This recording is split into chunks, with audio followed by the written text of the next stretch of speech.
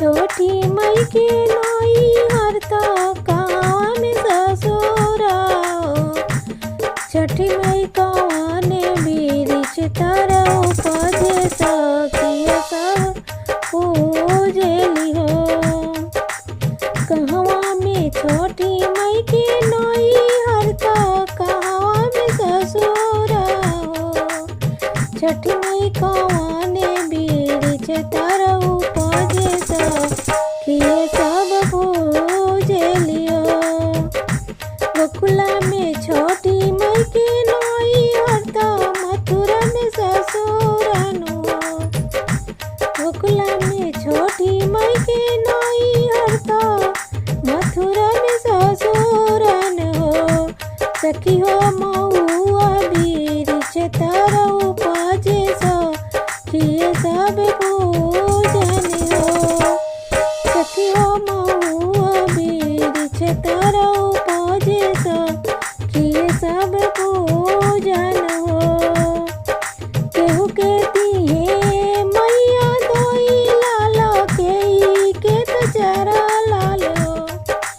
केहू के दिहे मैया दोई लालो केहू के तो चरा लालो। माई हो हमही बाजिन रही खाड़ो हमें नाही चिन्हल हो। मैया हो बाजिन रही खाड़ो हमें नाही चिन्हलु न हो। जाऊँ ना बेटी अपना घरवा तो अपना ससुर घर हो। जाऊँ ना बेटी अपना घरवा तो अपना ससुर घर हो। बेटी आज के नावे महीना वाला लाना तोरा होई हेनु हो। बेटी आज के नावे महीना वाला लाना तोरा होई हेनु हो। 8 महीना के बीतल ताला के लागल हो।